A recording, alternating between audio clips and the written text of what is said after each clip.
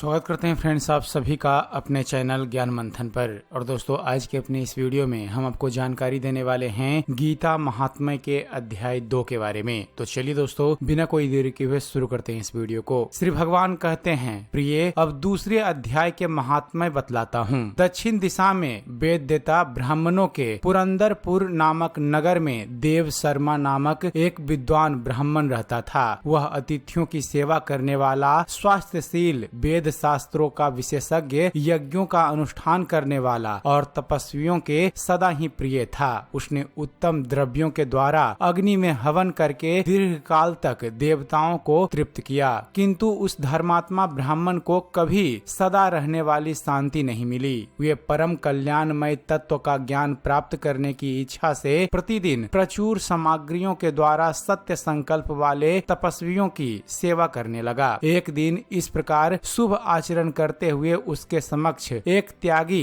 संत प्रकट हुए। वे पूर्ण अनुभवी शांत चित्त थे। निरंतर परमात्मा के चिंतन में संलग्न होकर वे सदा आनंद विभोर रहते थे। उन नित्य संतुष्ट तपस्वी संत को शुद्ध भाव से प्रणाम करके देव शर्मा ने पूछा, हे महात्मन, मुझे सदा रहने वाली शांति कैसे प्राप्त होगी? तब उन आत्मज्ञानी संत ने कहा, ब्राह्मण, सोपुर ग्राम का निवासी मित्रवान जो बकरियों का चरवाहा है वही तुम्हें उपदेश देगा। यह सुनकर देव शर्मा ने महात्मा के चरणों की वंदना की और वे सोपुर ग्राम के लिए चल दिया। समृद्धशाली सोपुर ग्राम में पहुंचकर उसने उत्तर भाग में एक विशाल वन देखा। उसी वन में नदी के किनारे एक शिला पर मित्रवान बैठा था। उसके नेत्र आनंद से निश्चल हो रहे थे। वह अपलक दृष्टि से देख रहा था। वह स्थान आपस का स्वाभाविक बैर छोड़कर एकत्रित हुए परस्पर विरोधी जंतुओं से घिरा था, जहां उद्यान के मंद मंद वायु चल रही थी। मृगों के झुंड शांत भाव से वहां बैठे थे और मित्रवान दया से भरी हुई आनंद विभोर दृष्टि से पृथ्वी पर मानो अमृत छिड़क रहा था। इस रूप में उसे देखकर देव शर्मा का मन प्रसन्न हो गया। वे उत्सुक होकर बड़ी विनय के साथ मित्रवान के पास गया। मित्रवान ने भी अपने मस्तक को झुकाकर देव शर्मा का सत्कार किया। तदंतर विद्वान ब्राह्मण देव शर्मा अनन्य चित्त से मित्रवान के समीप गया और जब उसके ध्यान का समय समाप्त हो गया तब देव शर्मा ने पूछा, महाभाग, मैं आत्मा का ज्ञान प्राप्त करना चाहता हूँ। मेरे इस मनोरथ की पूर्ति के लिए मुझे किसी उपाय का उपदेश कीजिए जिसके द्वारा परम सिद्धि को प्राप्त हो सके। देव शर्मा की बात सुनकर एक क्षण तक कुछ विचार करने के बाद मित्रवान ने कहा, महानुभाव, एक समय की बात है, मैं वन के भीतर बकरियों की रक्षा कर रहा था। इतने में ही एक भयंकर बाघ पर मेरी दृष्टि पड़ी जो मानो सबको खा लेना चाहता था। मैं मृत्यु से डरता था, इसलिए बाघ को आते देख बकरियों के झुंड को आगे करके वहां से भाग चला, किंतु एक बकरी तुरंत ही सारा भय छोड़कर नदी के किनारे उस बाघ के पास चली गई। फिर तो बाघ भी द्वेष छोड़कर चुपचाप खड़ा हो गया। बाघ को इस अवस्था में देखकर बकरी बोली, बाघ, तुम्हें तो उत्तम भोजन प्राप्त हुआ है। मेरे शरीर से मांस निकाल कर प्रेम पूर्वक खाओ ना। तुम इतनी देर से खड़े क्यों हो? तुम्हारे मन में मुझे खाने का विचार क्यों नहीं हो रहा है? बाघ बोला, हे बकरी, इस स्थान पर आते ही मेरे मन से द्वेष का भाव निकल गया।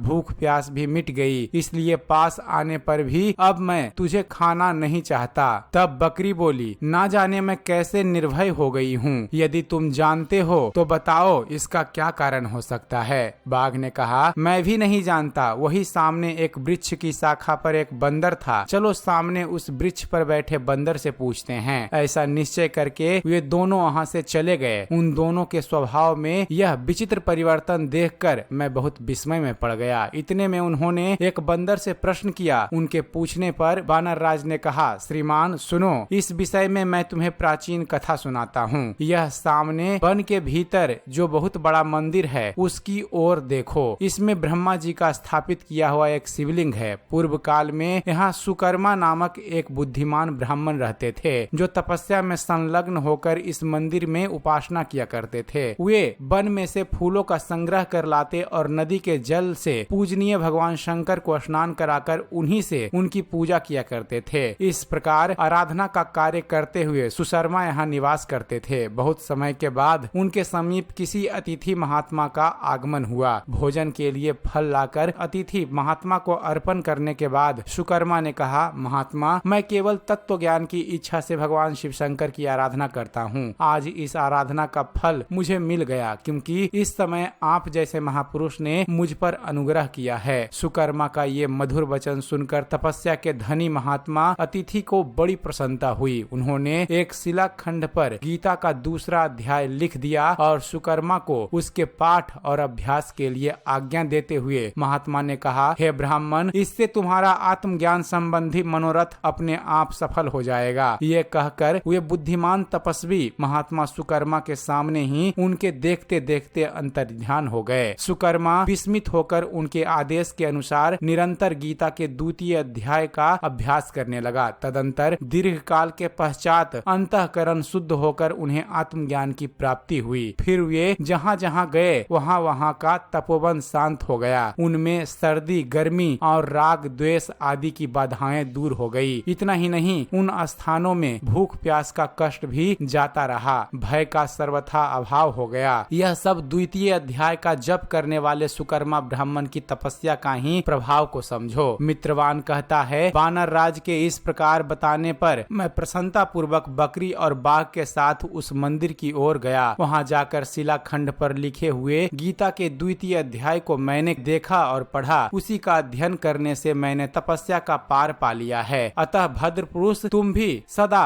भगवत गीता का द्वितीय अध्याय का ही अध्ययन किया करो। ऐसा करने पर मुक्ति तुमसे दूर नहीं रहेगी। अंत में श्री भगवान कहते हैं, प्रिय मित्रवान के इस प्रकार आदेश देने पर देव शर्मा ने उसका पूजन किया और उसे प्रणाम करके पुरंदरपुर की राह ली। वहाँ किसी देवालय में पूर्वोक्त आत्मज्ञानी महात्मा को पाकर उन्होंने यह सारा वृत्तांत निवेदन किया और सबसे पहले उन्हीं से द्वितीय अध्याय को पढ़ा। उनसे उपदेश पाकर शुद्ध अंतःकरण वाले देव शर्मा प्रतिदिन बड़ी श्रद्धा के साथ द्वितीय अध्याय का अध्ययन करके ब्रह्म ज्ञान में लीन होकर परम ज्ञान प्राप्त हुआ। तो दोस्तों, यह थी जानकारी गीता महात्म्य अध्याय संख्या 2 की। उम्मीद करते हैं फ्रेंड्स आप सभी को हमारा यह वीडियो पसंद आया होगा। अगर वीडियो पसंद आया हो तो वीडियो को लाइक और शेयर करना ना भूलिएगा। और दोस्तों, ऐसे ही धर्म और इतिहास से जुड़े हुए ज्ञानवर्धक वीडियो देखते रहने के लिए आप हमारे इस चैनल ज्ञान मंथन को सब्सक्राइब जरूर कीजिएगा। आप हमारे इस चैनल को सब्सक्राइब कीजिए और देखते रहिए, जानते रहिए। धन्यवाद। जय हिंद।